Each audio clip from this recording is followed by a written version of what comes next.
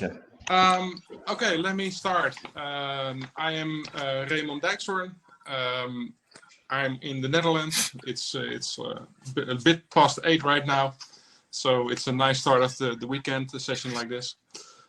We have a panel with the operators, basically of the most used, most feared blacklist, and we're here basically to answer your questions also later.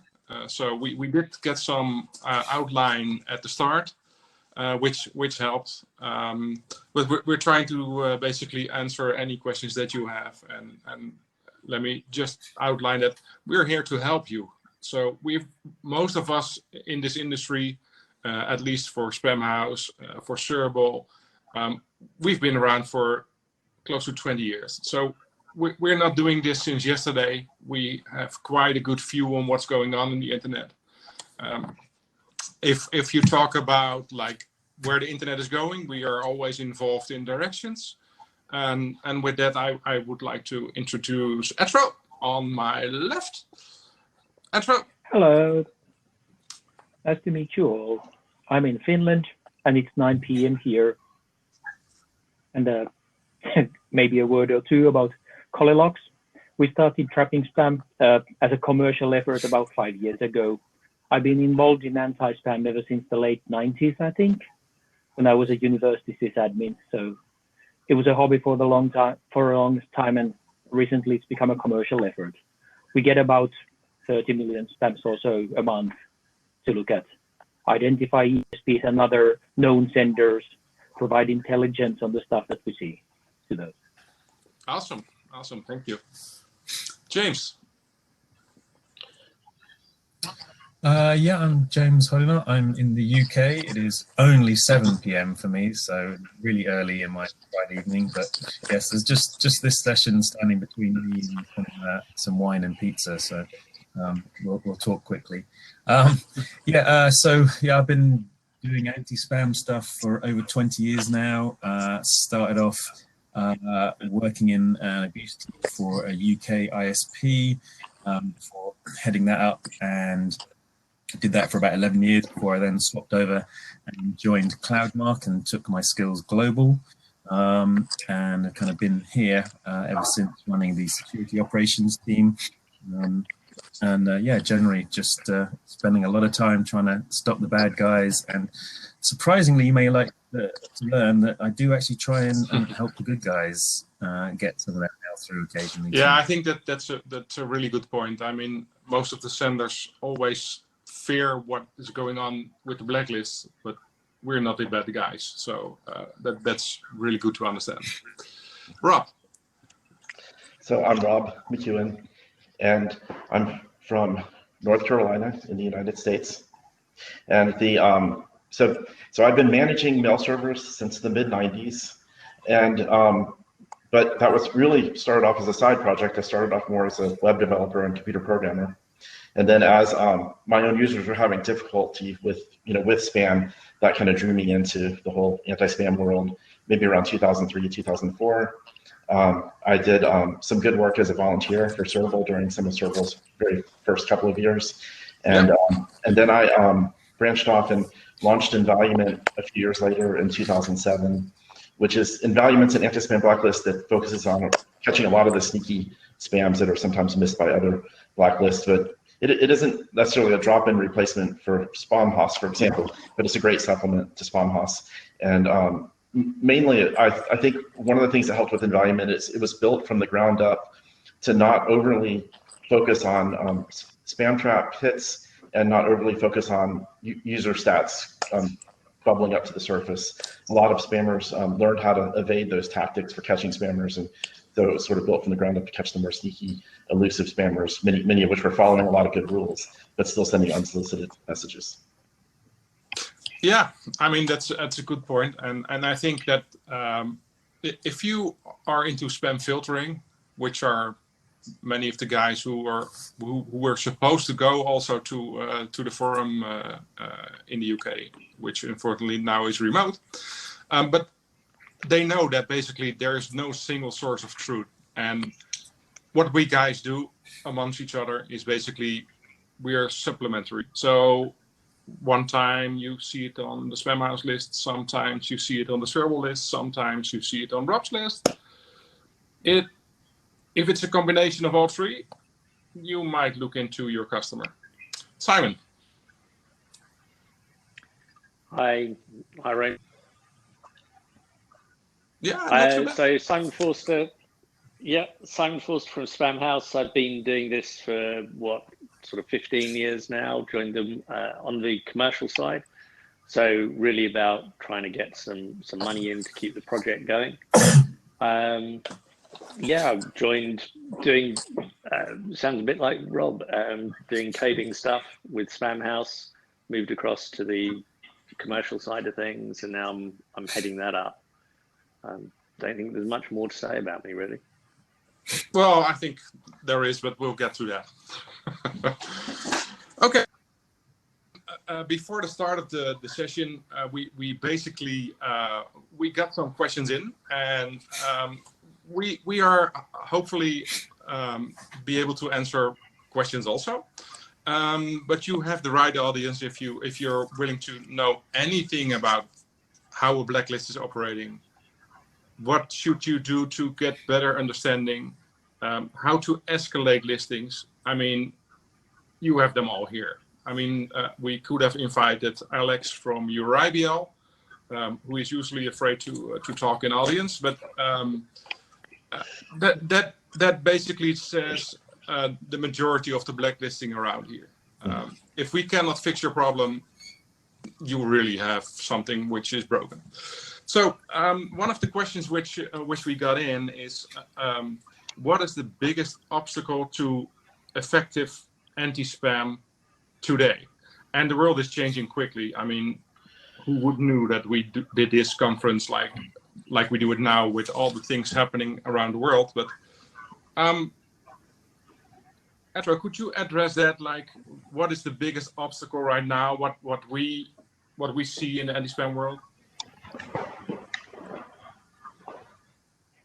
I feel totally unqualified to speak to this matter, but I'll give it my best shot.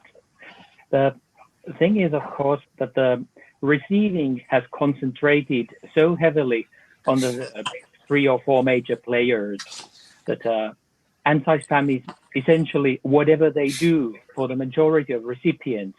And I don't think that I or you or practically anybody here is doing anything with respect to what Google does or Microsoft even. I don't think they're using anybody else's services. So I guess it all depends on the perspective.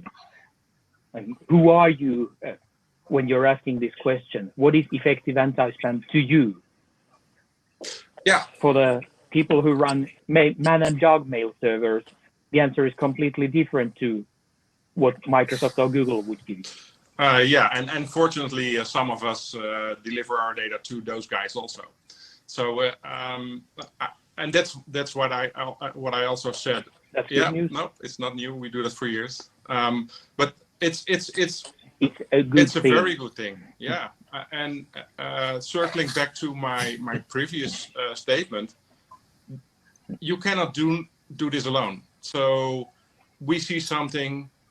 Google sees a lot more, likely, but the end result is that we see a lot more than what you would have seen alone. So I think that most of the things that we do are pretty effective.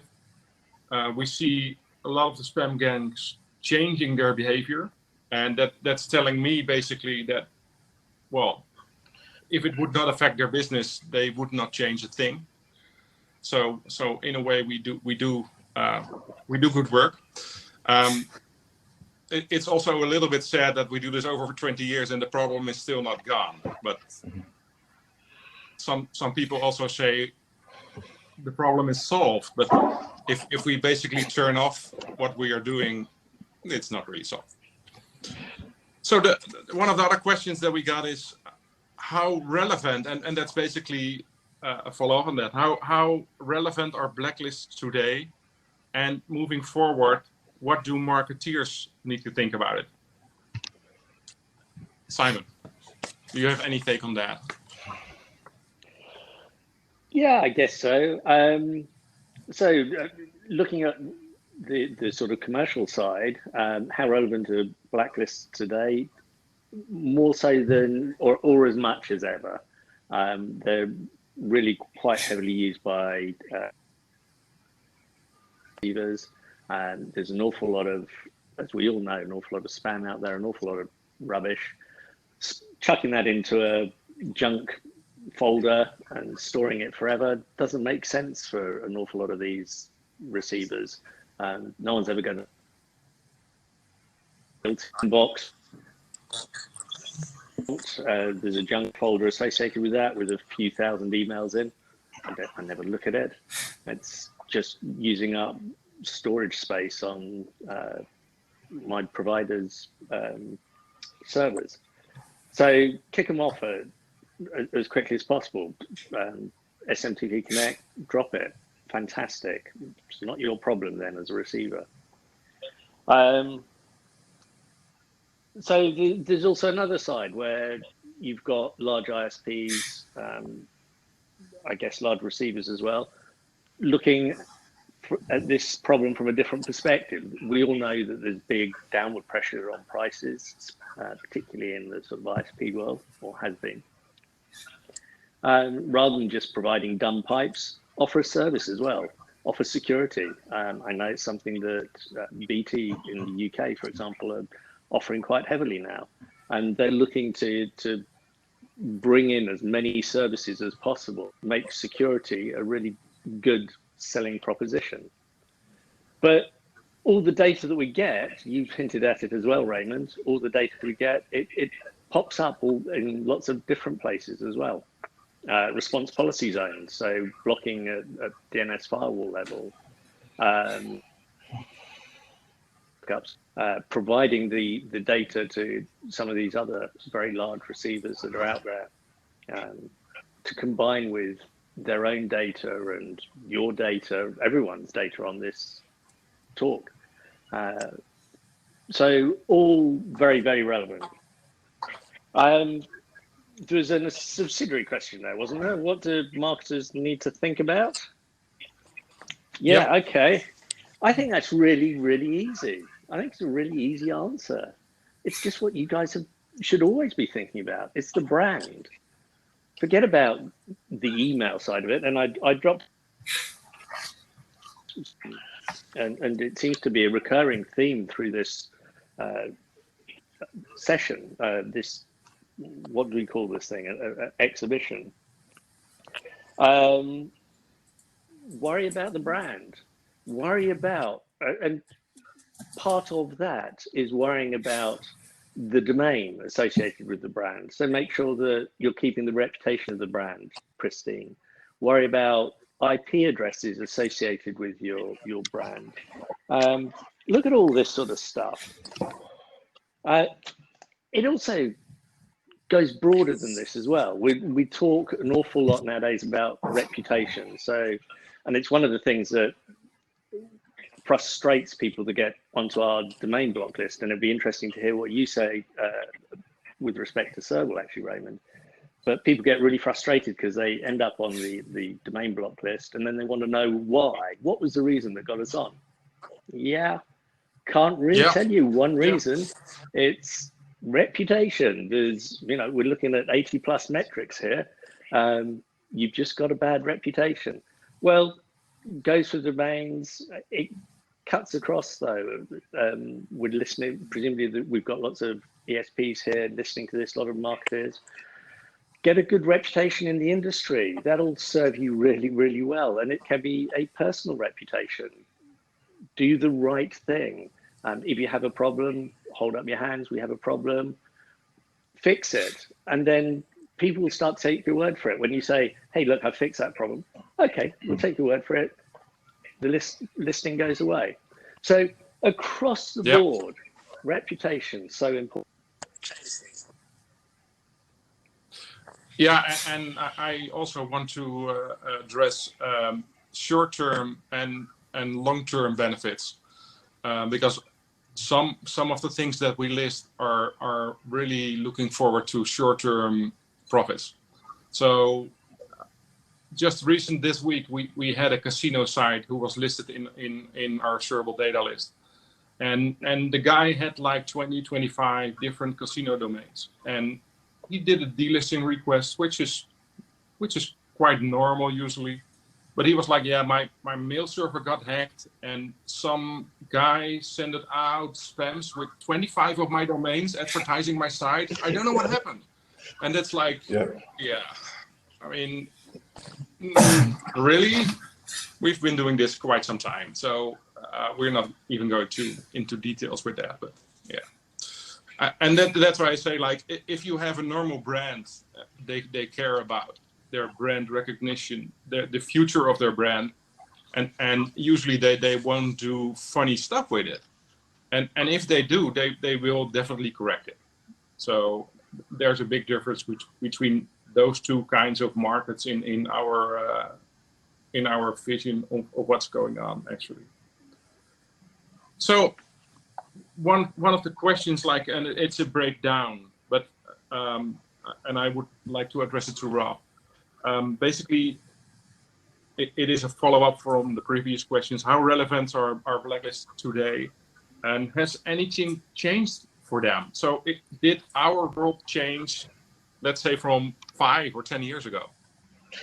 Yes, there's been actually quite a bit of changes, and I'm going to try to go fast and be brief, but it's going to be difficult because there's a few critical things. So one thing that's happened is that there's been a huge increase in hijacked domains and hijacked accounts on mail servers, or where the domain is compromised, where there's malware hosted at somebody's website, or where somebody's username and password gets compromised, and that's a challenge because that's always been around, but it seems like over the past 3 or 4 years that's accelerated quite a bit, and that presents a challenge because then it's more difficult for blacklists to balance out, blocking the malicious spam but not having collateral damage, or and it creates a need for blacklists to be able to more quickly get those domains and IPs delisted when there's a problem, because many times they really should be listed right away, but once the problem's fixed, they should be delisted quickly to prevent collateral damage. And I think we've all done a pretty good job with that. But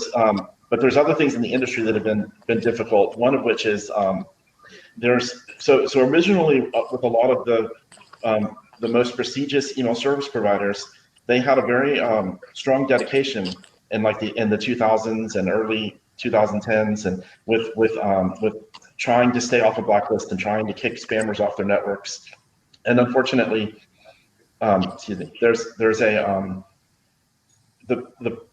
tried to do a good job with that because they needed to have good quality reputation on their sending IPs, and that continues to be the truth, today. But what's happening now is some of the IPs, some of the large ISPs and the large ESPs are starting to get a little bit of this "we're too big to blacklist" mentality, and they're not being as aggressive with filtering and kicking off bad apple. Just the other day, one of the largest ESPs, right into my inbox, a fish came in.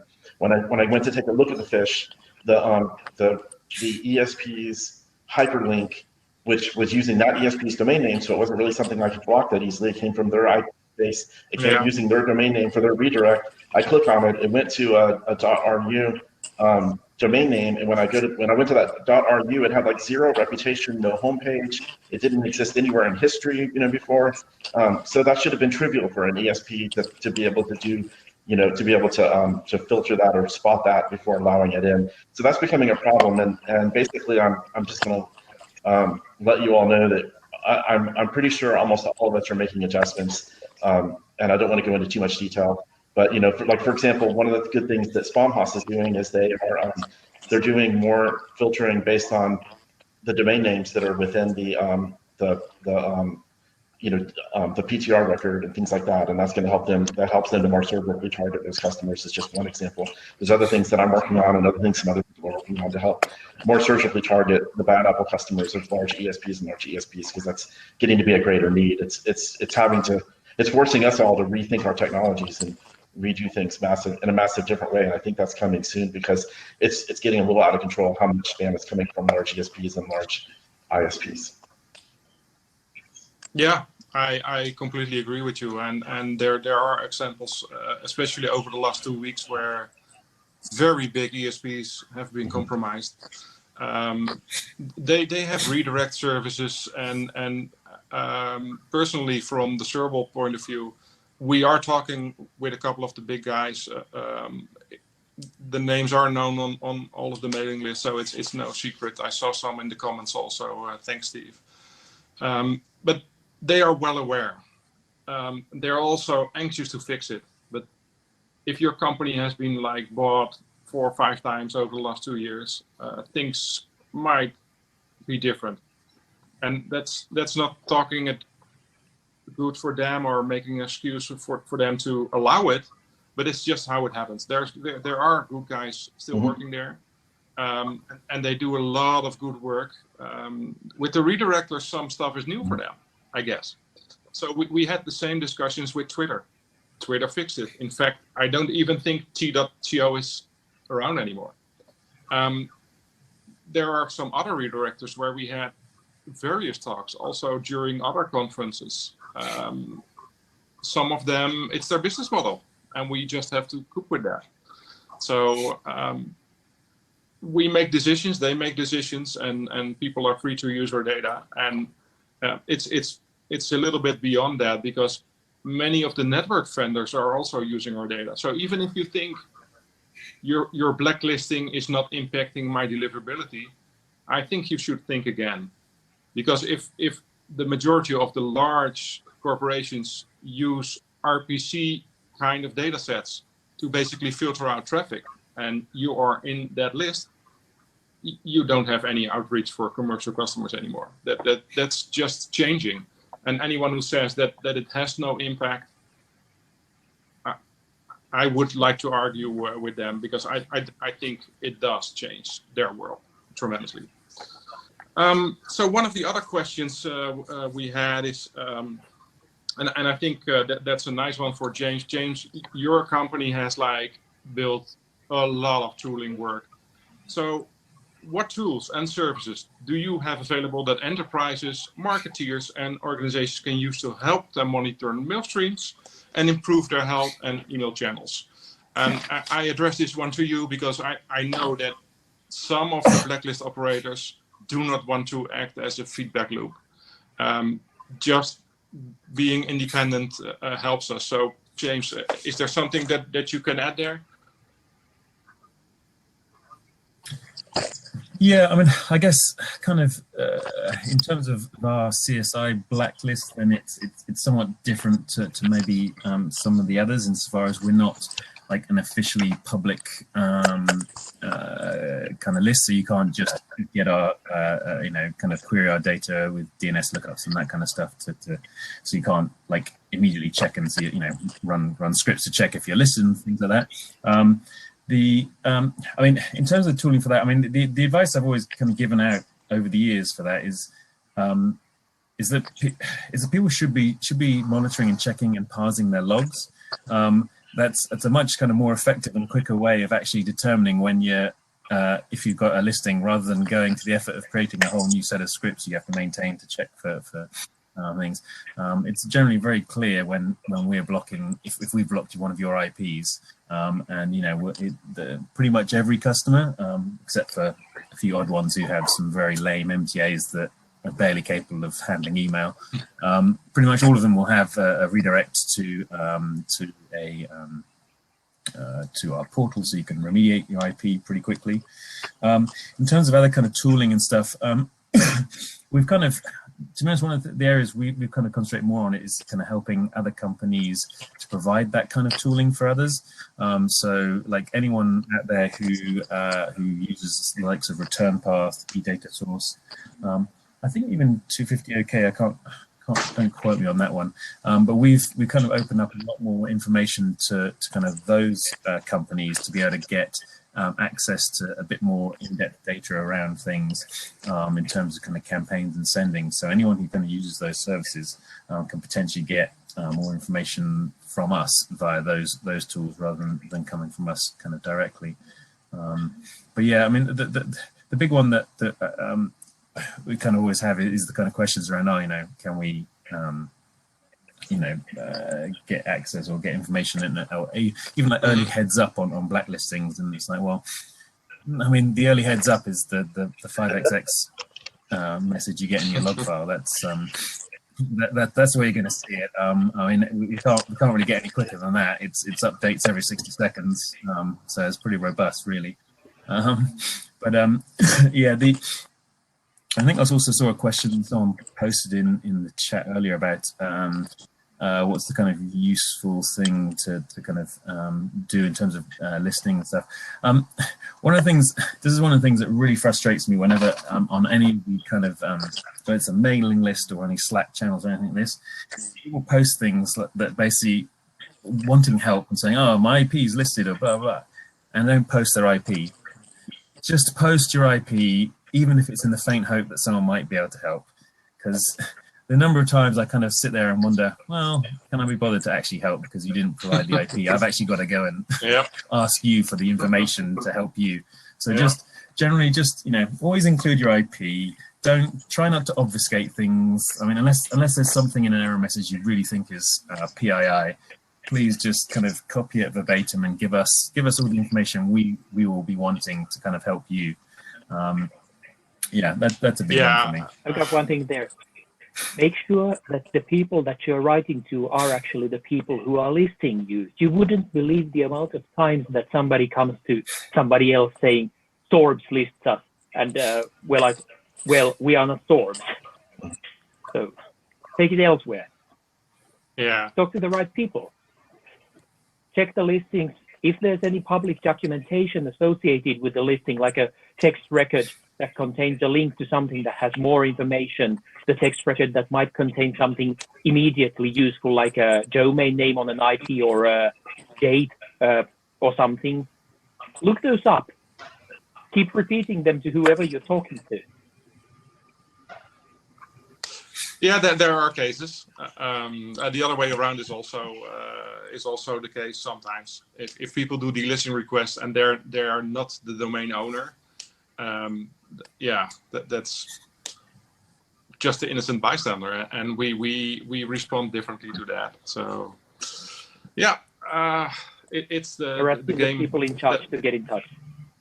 Yeah, it's the game, I guess. So sometimes you get like silly delisting requests. Sometimes it's pretty serious. I mean, if you are a big ESP and you got blacklisted because you have like a bad customer, then you might need to think about how do you onboard those customers? Is there any pre-checking done when I take this customer in, or just I want business, so I let them sign up, and then you complain afterwards that one of your main IPs, which you share with 5,000 others, is being blacklisted, and that's take care of basically what you're doing there.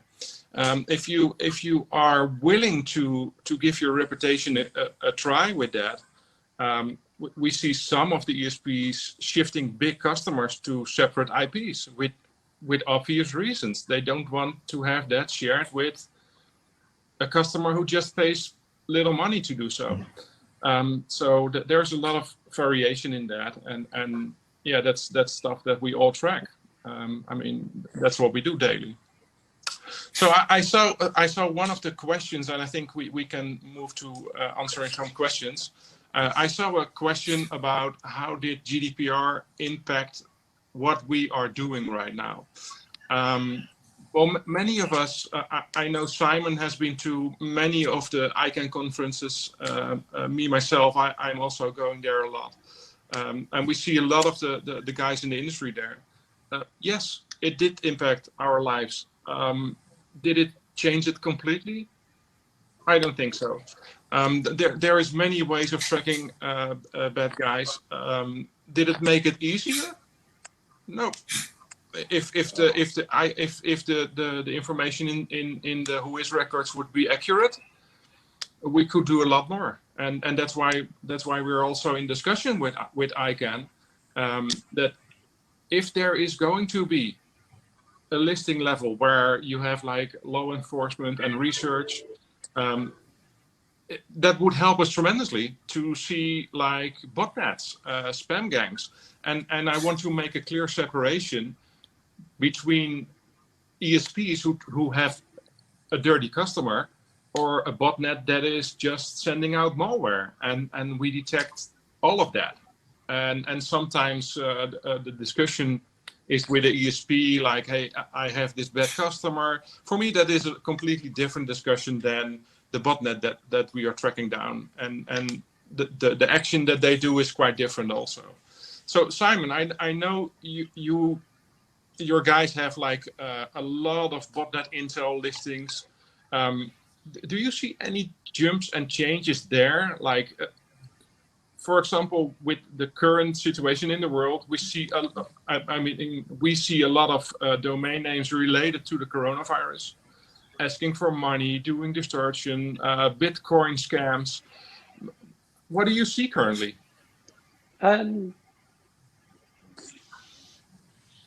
Technical difficulties, a sense. I hope you can hear me okay. Yeah, we're seeing an awful lot of the same sort of stuff. Is there anything massively new? No, the same at the moment. The same constraints, the same concerns are coming in. Ransomware is very big, very much on people's radar at the moment, and has been for quite some time. I think one of the things that frustrates us, there was a little cough from Steve Freegard in the chat session mentioning someone. We have a lot of frustration with some of the large hosting providers and some of the people that may provide DDoS prevention services and are very privacy orientated, which one has got to applaud, but they're being heavily used and abused by bad actors to hide botnet command and control servers, typically. And there seems to be no traction, no desire there to look into this and to deal with this problem. And this is one of the things that I think we can, again, we've been doing this for quite some time. It crops up time and time again. People say that this is not their problem because they're just providing services, they're not responsible for the content. But eventually they get caught out by this. And again, we're seeing it with some very large virtual servers. Lots of these networks are getting into trouble now because they've just been perhaps struggling is the nice way of putting it, struggling with the abuse of their systems, and they're just not getting on top of it, which really impacts the services they can offer their customers ultimately. So there's a lot of this sort of stuff going on. It's and I guess one of the things then that I think this might be point that he worries about a fair amount. It's industry consolidation. You end up with 2 or 3 really massive players who are just think they're too big to block, and that causes issues ultimately for them. Yeah, I personally am a little bit surprised that I still can remember some of the abusive hosting takedowns. I think we all can remember hosting operations being shut down that were like purely bad, that had like virtually a handful of legit customers and the rest was scamware. Only in the Netherlands. Still, I mean, I'm not really proud of it, but if I step on my bike and I bike 5 minutes, there's still one of the bigger ones out here. And I think law enforcement could do a lot more. We all know where it's happening, and it keeps us all busy, so that's good. But to the intent of fixing shit, I think we could do some more there. But then you do end up with so AWS having to eventually got around to introducing port 25 blocking on their services. I mean, this is something that we were talking about 15, 20 years ago, no? Albeit to ISPs, and now they've got to be applying that. It's nothing new. It's depressing, actually, in some ways. Yeah, it is.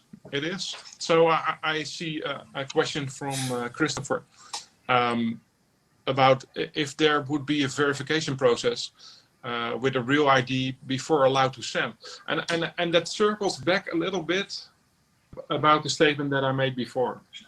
If you run a big ESP and you take on customers, think about your onboarding process, because that's where it starts. If you're willing to take in anyone, most likely on a few of our listings here, there's no doubt about it. But if you do care and you basically investigate a little bit more your customers that you are taking in before they are sending out, that would change your game a lot. And sorry.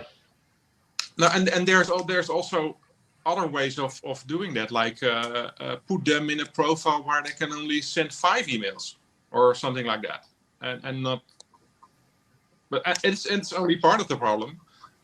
Some of your accounts do get compromised. We understand that. Yeah, Rob, what did you want to say? Well, one of the things that's very helpful is when you're onboarding, and this I'm just talking to ESPs now mainly, but when you're onboarding a new customer, try to find out, ask them what is your main domain name for your main website, if they have a website. Most of the time they will. Take that domain name, put it in quotes in Google, and look at what comes up. Look at the quantity of the listings in Google, and then also look at the quality of the top 10 results. So for example, if those top 10, if they only have 200 hits in Google total and not like 20,000 like most everybody else is credible or more, and then of the first top 10 results, if those top 10 results are just run-of-the-mill domain analysis websites, this is probably not somebody that's very credible. But there are exceptions every once in a while, but most of the time not.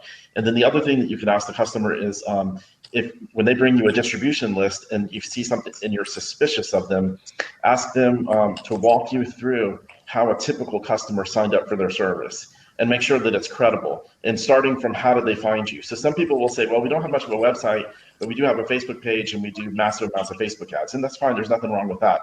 But then have them show you the ads and show you the process to make sure it looks legit. And a lot of times that will, like even that phishing email that I described that came from a large ESP, I mean, if they had just put that .ru domain name in quotes, it would have easily, alarm bells would have gone off, and that would have only taken about a minute at the most of a ESP person's time to figure that out when they're doing the vetting. Another thing one last thing I'll mention is that because of this too big to blacklist issue that's getting to be more and more of an issue, a lot of people in the marketing industry are getting very cavalier and starting to think that it's okay to send unsolicited messages to people where you don't have any business relationship. They never even downloaded a lead magnet from you. That you don't, they've never bought any product from you, and you've just gotten that list from a third party. And that it used to be obvious to everybody that was something you should never do. But what's crazy is that within the marketing industry, you've got something called hot customers and cold, like hot prospects and cold prospects and warm prospects. They'll use that terminology. And so because what some people have gotten mixed up on is they think since it's okay to send a cold advertisement through Facebook to an audience that doesn't know you, therefore that must mean that cold emails are okay. So they've got this new phrase, this new terminology where they'll say, oh, we're just sending, tell me, someone will go onto a marketing message board and they'll say, tell me about your cold email strategy. And they think that just because they use those words, suddenly it's authentic and legit, because it is legit and authentic to send advertisements to people that don't know you, but it's not legit and authentic to send emails to people that don't know you or don't have some kind of business relationship with you. So if you see talk about cold emails, just know that is a big red flag, and it's basically unethical. It might be legal if they do it right, but it's not ethical, and it's the kind of thing that blacklists will go after. Yeah, and to a certain, I mean, I agree with that, and to a certain extent, it's a bit different, but I don't know I must not be the only one that received like a zillion COVID-19 customer emails from companies that you did not work with for decades. So I would also keep that in light of GDPR. Like when you are sending out those COVID-19 emails, really should it be like all of the contacts you had ever, or should GDPR already limit those? Because I definitely got emails like from companies that I did not deal with over for 5 years. So that's also something to think about. So there was a question for Atra. How can we validate the opt-in source we get from the user or customer? Andrew kind of answered that on the chat already. And my answer is, I don't think there is one. Yeah, I agree with a single you. Answer. And it's the same like buying lists. Like you cannot buy an opt-in list. That's. No, but what Arun Kumar means here, I think, is that how can they verify the quality of any list that a customer reports, no matter how it came to the customer?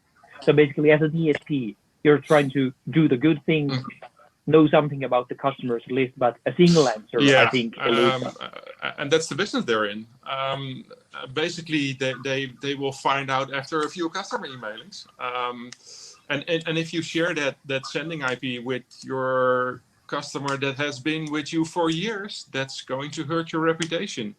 And in some other forums and in some other conferences, we also advertise that, like, if you only have one sending domain and you do not basically give your customers a specific subdomain or any other matters that we can identify the customer, that will really hurt, because on blacklisting level, we have domain listings.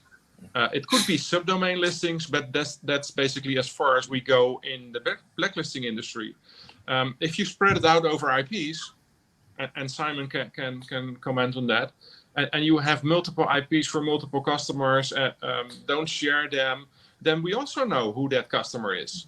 But if you throw it just into a big bucket, it is really hard to find it out for us also. So then we end up with blacking more than what perhaps should have been needed. Let me throw one extra thing in there. When your customer does their first mail out, take a close look at their number of bounces in terms of like unknown user rejections. If that's higher than usual, that could be a quick telltale sign that something's wrong. It could also be that your customer just isn't doing a good job of maintaining their data, but even if that's the case, it's still something good to get your customer to work on. But just that first initial send that they do, look at bounces on unknown users. That's a good telltale sign.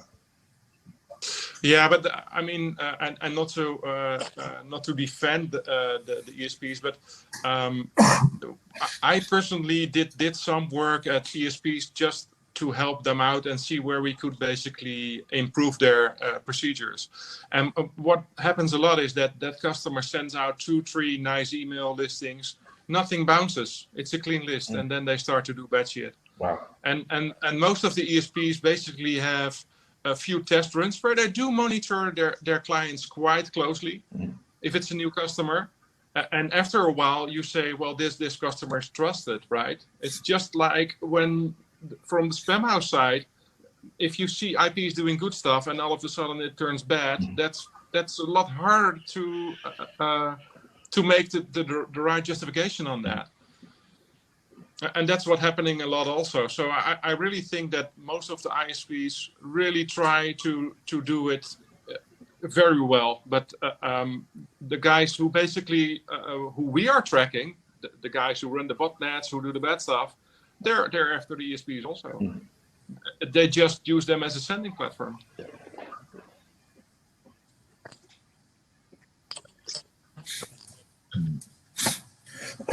I think one of the things as well that, I mean, again, kind of trying to highlight that we are also on the side of senders and stuff here as well.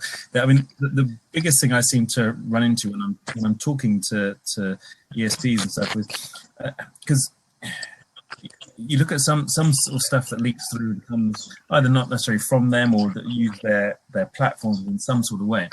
and you're trying to work out, well, how is it possible that you can have such a large problem?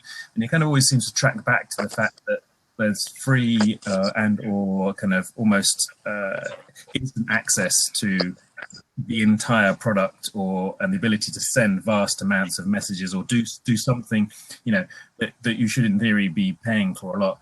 And I think it's the real struggle, I think, for a lot of places, is that for people, especially people who are maybe working on the deliverability side, is trying for them to be able to get the ability to effectively shut down the marketing and product side to say, hey, we should, if we get having this easy access to let people sign up within seconds, it shouldn't be the full product and platform. It should be a much more watered down version that allows us to kind of almost sandbox them, but give them all the experience and the tools and things they can see how good we are and what we could do for them without necessarily actually letting them do it straight away.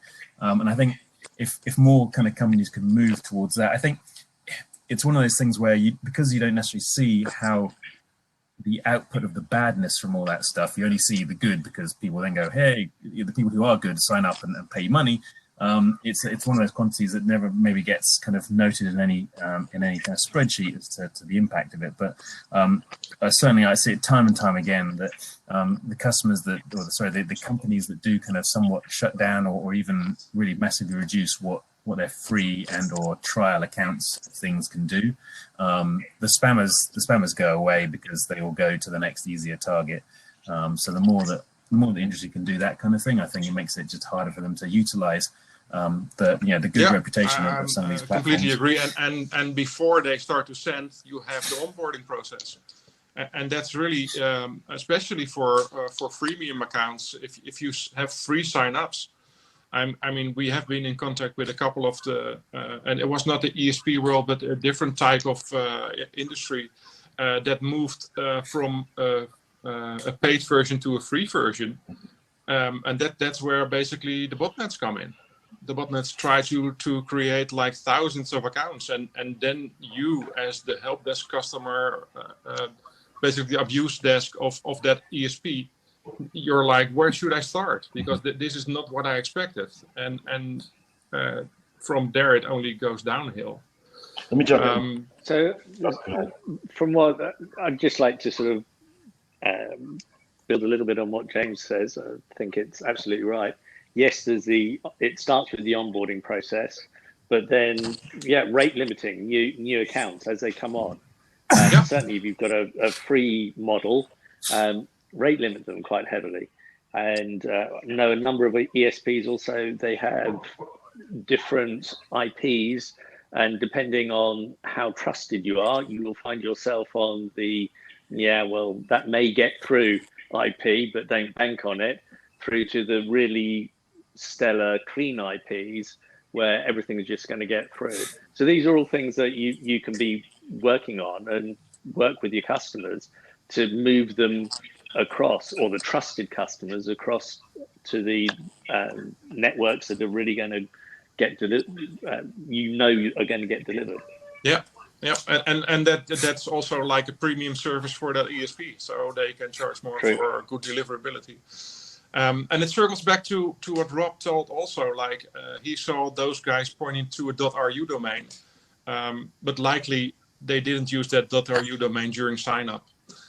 So likely they sent out a few emails, and that's, I mean, some of the ESPs, I know they have a process where they check the domain name when you onboard. But if you make the templates, the email templates, the landing pages, you can change the fly afterwards. So sometimes you sign up with like a very nice looking thing and you end up with Russian brides or whatever. I mean, it's things that they change during delivery phase, even after the emails have been sent. I mean, we have also notified ESPs where it looked quite legitimate, and in the morning it was malware, and it was always intended like that. But during the sending phase, nothing was wrong. So I'm not here to defend it, but I do understand that they are being heavily challenged also. And they might need to do something like make the basically put domains into some sort of good list that gets there deliberately, and then nobody can change their links to any link that uses a completely new domain name until it's been approved. That may be a good thing. But the other thing I want to mention, having to do with what you were talking about earlier, Raymond, about the bots signing up for things. And of course, in addition to bots signing up for email service provider accounts, another thing that comes up is that they will basically, there's been a huge uptick across the internet with bots filling out forms, sign-up forms on the internet, and triggering lots of spam, because sometimes those forms will trigger emails.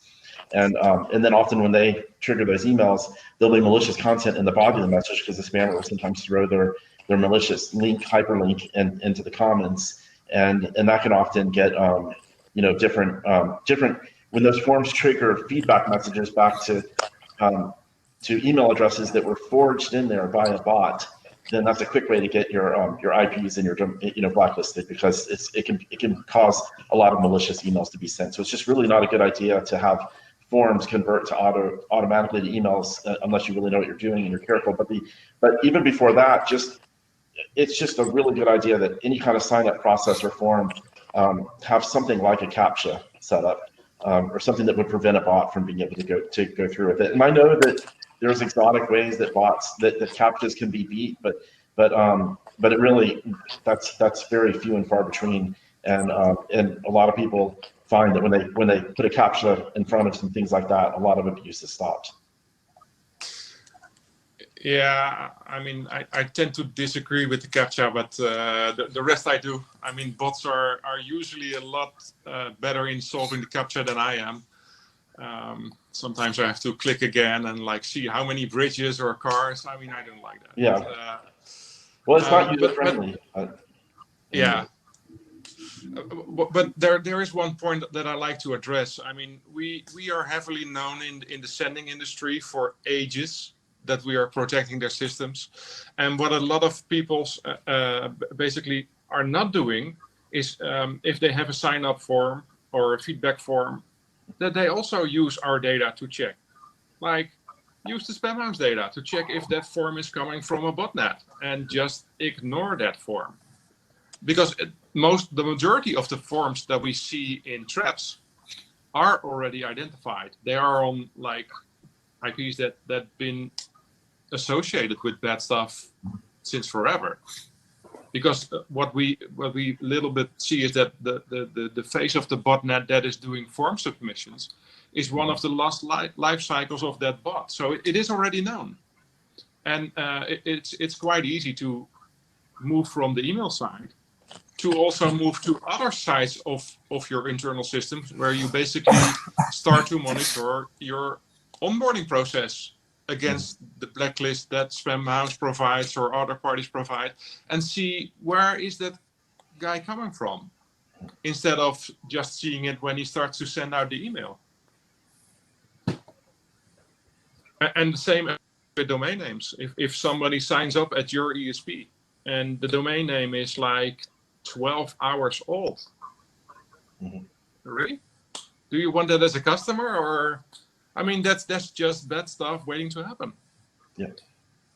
Is there any case where you can think a domain that young should be doing anything worthwhile? Oh yeah, I mean, we have seen issues or cases where basically a random big company had a complete press kit, everything pressed, domain name printed. They only forgot to register the domain name. So they did it 2 hours before, because no, you were supposed to do that, or you didn't? Oh, let's do it. So yeah, I've seen, but it's very. But that's rare. an edge case. Very rare. That's an edge. It's very rare. Yes, I know. Yeah. Well, it can sometimes happen. It sometimes happens. Yeah. Does it happen a lot? Nah. It's usually a bad sign. If you're doing something with a domain name in large, that is basically less than a day old, I would highly question that. I mean, I've seen entertainment companies come up with a new movie or something like that, or a new video game, and they'll release the domain or they'll register the domain at the last minute. But even then, if you're an ESP dealing with that kind of customer, that you should be educating your customers to let you know about something like that ahead of time, that it's going to be a new domain. something. But irrespective of block lists, they're going to have deliverability issues anyway. Yeah. Trying to ramping up new domains, new IPs, no reputation behind them, hitting a Microsoft or a Gmail or whoever at massive volume. Yeah, that's not going to work very well, is it? It's depending if they use an ESP or if they do the sending themselves. Yeah. Okay. So there's But various the domain cases. reputation. And if you look at it from the last few days, I mean, we have been monitoring the COVID-19 Corona domains very closely. It is utterly hard to determine which ones are good and which ones are bad, because those ones are created like a few hours before, and it's a hospital that says we publish it, register the domain name, fire it up, and telling which is the good one and which is not is very hard. Yeah. Speaking of which, so we still have like 2 minutes. We could do like one last question, I think, if there's somebody who has a nice question left. And otherwise, I would like to. Yeah, that's a nice Do we question. work Do you together compete with or- each other? Yeah. Should we answer that collectively? Or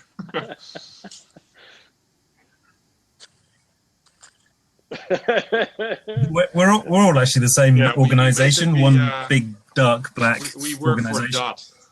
We just make it look like we've got multiple entities. let me mention one more thing before we go. Also, you know, with the coronavirus making lots more people work at home than usual, I found just anecdotally, just people that I know and people around me, people in my family, are suddenly using email a lot more than they used to.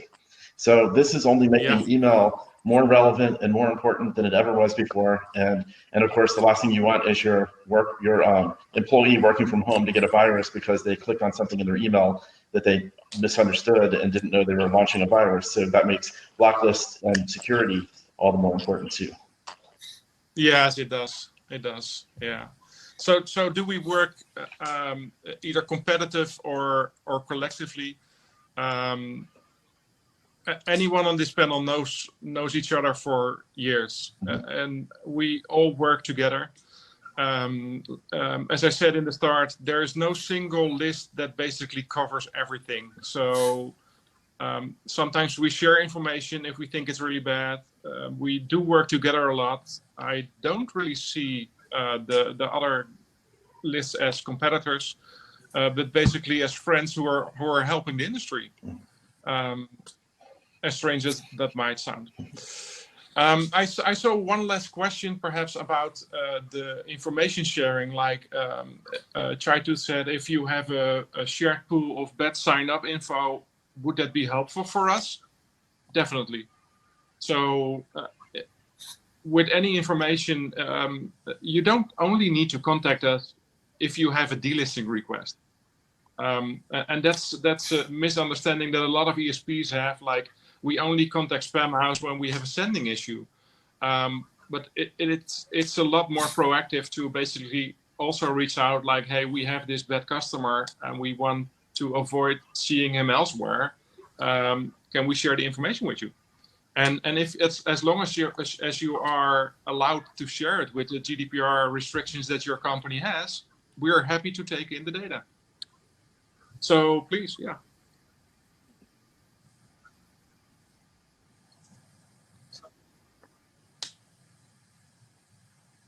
Well, I think we are running on the time limit. I would like to thank you all for the questions. I hope we can do the next session of this event in person. Let's shake a little bit less hands then, or perhaps not. Let's see. Thank you all. Yeah. Yep. Thanks, guys. Thank you so much. Thank you. Thank you, Raymond.